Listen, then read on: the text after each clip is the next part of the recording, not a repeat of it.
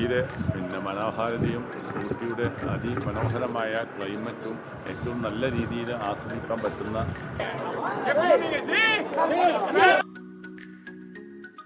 അത്യാവശ്യം ആളുകൾ നല്ല റഷാട്ടോ. നമ്മളെ വണ്ടി പാർക്ക് ചെയ്ത് ഏറ്റവും താഴെയാണ് അവിടെ സ്ഥലമില്ലാത്തതുകൊണ്ട്. ഇനി നമ്മൾ മറ്റൊരു വ്യൂ പോയിന്റിന്റെ തന്നെ വേറൊരു ഭാഗത്തേക്കോട്ട് പോകുന്നത്. ഇവിടെ ഫുള്ള് കച്ചോട്ടാപേട്ട വെൽക്കം ടു യു എന്നുള്ളൊരു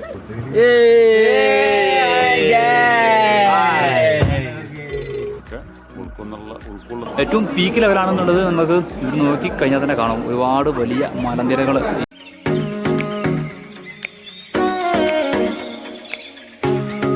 അപ്പോൾ മച്ചാന്മാരെ നമ്മൾ റിസോർട്ട് വെക്കേറ്റ് ചെയ്തിട്ട് ഇറങ്ങിയിട്ടുണ്ട്. ഇപ്പോൾ ഏകദേശം സമയം 10:30 സമയമായിട്ടുണ്ട്. ഇനി ഊട്ടിയിൽ മെയിനായിട്ടുള്ള കുറച്ച് സ്ഥലങ്ങൾ എക്സ്പ്ലോർ ചെയ്യേണ്ടതുണ്ട്. ബാക്കി നമ്മളെ സ്വന്തം ബ്രാഞ്ച് മാനേജർ നൗഷാദ് പറയുന്നതായിരിക്കും. നമ്മളെ Bajaj Allianz Tirur branch unit 2ൻ്റെ ഭാഗമായിട്ടുള്ള ചെറിയ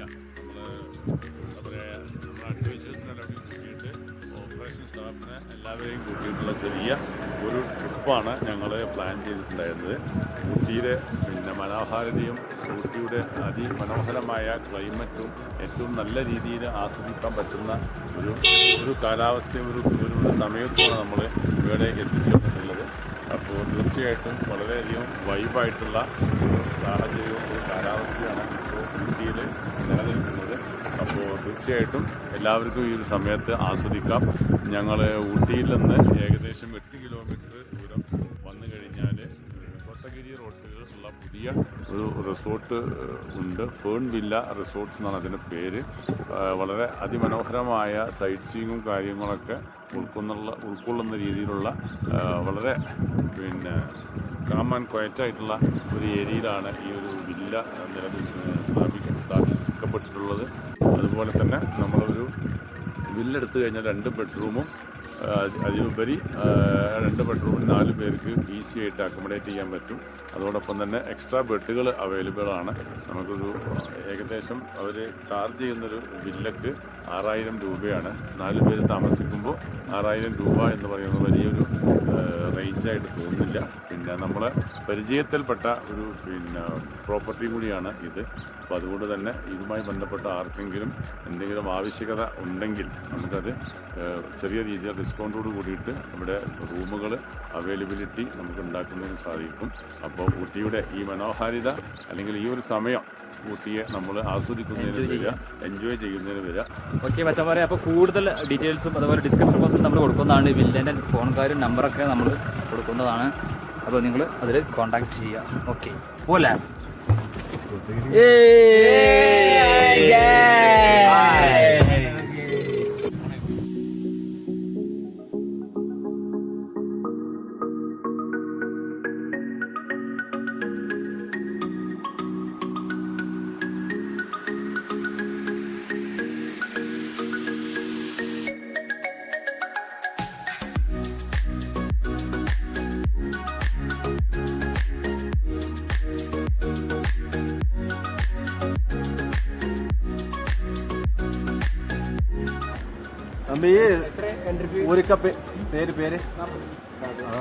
അവിടുത്തെ കാണാനുള്ള വ്യൂ പോയിന്റ് തൊട്ടപ്പെട്ട വ്യൂ പോയിന്റിലേക്കാണ് നമ്മൾ പോയിക്കൊണ്ടിരിക്കുന്നത്. ഇവിടെ നമ്മൾ എൻട്രി ഫീസ് ആയിട്ട് ഓക്കെ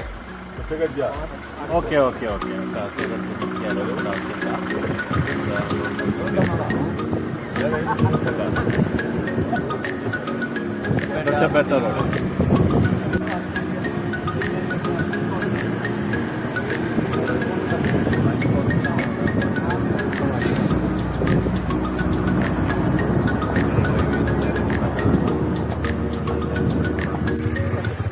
മച്ചന്മാരെ, നമ്മൾ തൊണ്ടാപ്പേട്ട് പീക്ക് പോയിന്റിൽ എത്തിയിട്ടുണ്ട്. ഇവിടെ നിന്ന് ഏകദേശം ടീ പാർക്കിലേക്ക് 3 kilometre, Nehru park 22, botanical garden 9 kilometre, rose ഗാർഡനിലേക്ക് 10 കിലോമീറ്റർ ഉള്ളത്.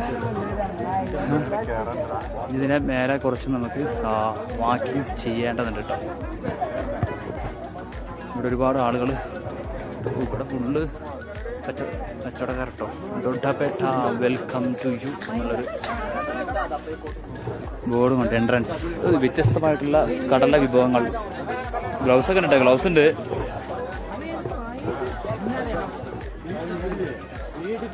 പക്ഷൊക്കെ പോയാ ആ ഫ്രണ്ടിലുണ്ട്.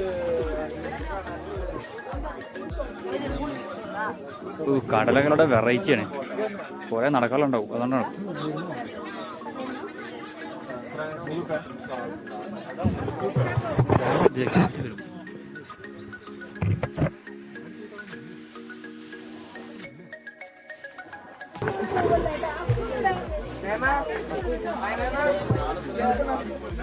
ചില്ലറ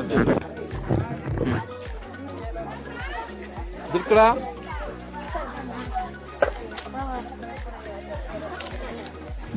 സ്പൈസി അല്ലോടാ.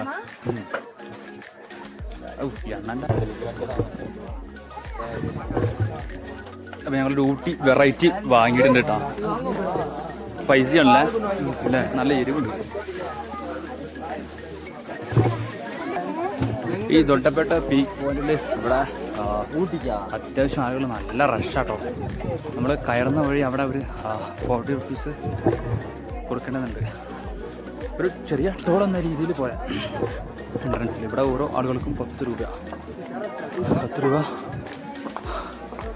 എൻട്രി ഫീ ഉണ്ട് കേട്ടോ. ഈ ദൊഡ്ഡപേട്ട് പീക്കിൻ്റെ പ്രത്യേകമായിട്ട് നമ്മൾ പറയാം. ആ പീക്കിൻ്റെ ലെവലെത്താം 3 ടിക്കറ്റാ.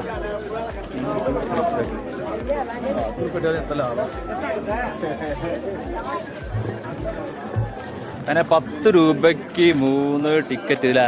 ശരി, 3 ടിക്കറ്റാണ്. ഇനി നമുക്ക് വ്യൂ പോയിന്റിൻ്റെ എൻഡിലേക്ക് പോയി നോക്കാം. ഇവിടെ നമുക്കുള്ള ഒരുപാട് കുറേ ആളുകൾ കിട്ടോ. ഒരുപാട് ദൊഡ്ഡപേട്ട ക്വിക്ക് ബൈറ്റ്സ് കുറേ ഷോപ്പുകളുണ്ട്. ഇവിടെ റഷായുള്ള സ്ഥലമാട്ടത്.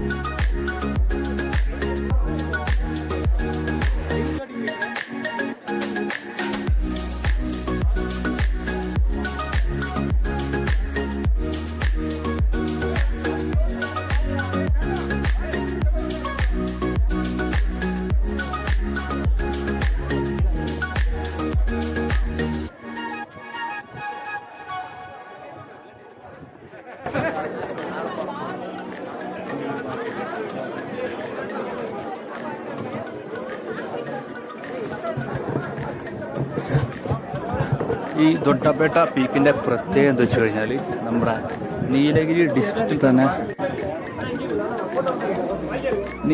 ഡിസ്ട്രിക്റ്റിലെ ഏറ്റവും ഉയരത്തിലുള്ള സ്ഥലമാണ്. ഏകദേശം 2600 അടി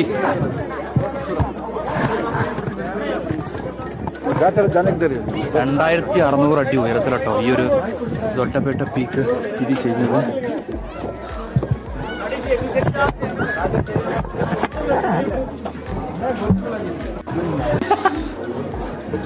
അപ്പോ എവിടെ പോയി എവിടെ ക്യാപ്പുണ്ടതാ.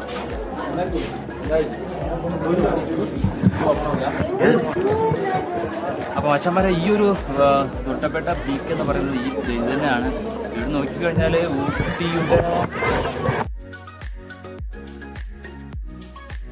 ഊട്ടിയുടെ ഏകദേശം ഭാഗങ്ങളൊക്കെ കാണാമെന്ന് തോന്നുന്നു. ഏതൊക്കെയാണ് സ്ഥലങ്ങളൊന്നും അറിയില്ല.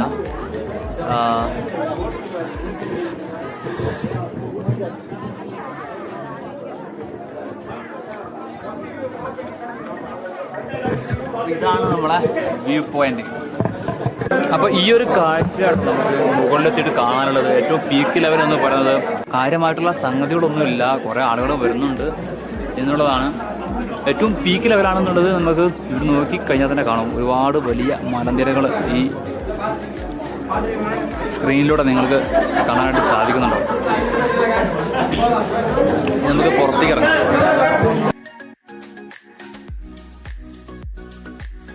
ഇനി നമ്മൾ മറ്റൊരു വ്യൂ പോയിന്റിന്റെ തന്നെ വേറൊരു ഭാഗത്തേക്കോട്ട് പോകുന്നത്.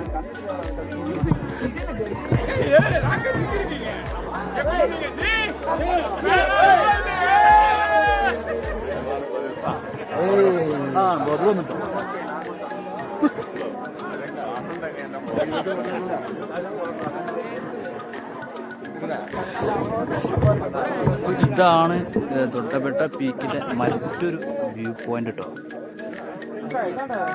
ഒരുപാട് ആളുകൾ റഷായിട്ട് വരുന്ന സ്ഥലം തന്നെയാണ്. ആ ഒരു വ്യൂ അടിപൊളി.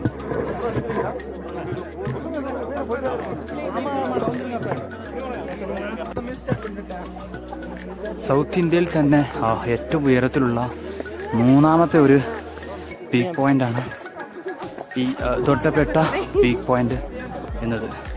അപ്പോൾ ഇവിടെ കൂടുതൽ കാഴ്ചകളൊന്നുമില്ല. നമുക്ക് നെക്സ്റ്റ് ഒരു സ്പോട്ടിലേക്ക് പോകാം.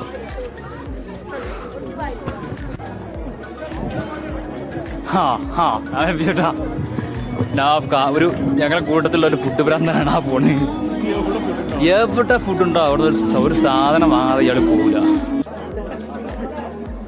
ഇവിടെ ഒരു ബോർഡ് ഉണ്ട്, എന്തൊക്കെയാ നോക്കാം. Doddabetta big mountain lies at the junction of western and eastern sides. Rainfall 125 centimetre വർഷത്തിൽ മഴ ലഭിക്കുമെന്ന് പറയുന്നത്. ടെമ്പറേച്ചർ മാക്സിമം 19 ഡിഗ്രി വരെ പോകും, -0 വരെ എത്തുമെന്നാണ് പറയുന്നത്. ഏപ്രിൽ ടു ജൂൺ ആണ് സീസൺ ടൈം.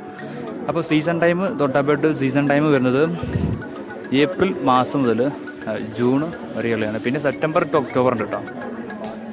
പാന്തർ, hare, wild boar, barking deer ഇത്തരം മൃഗങ്ങളാണ് ഇവിടെ കാണപ്പെടുന്നത്. ഇവിടെ ഒരുപാട് കച്ചവടക്കാരുണ്ട് കേട്ടോ.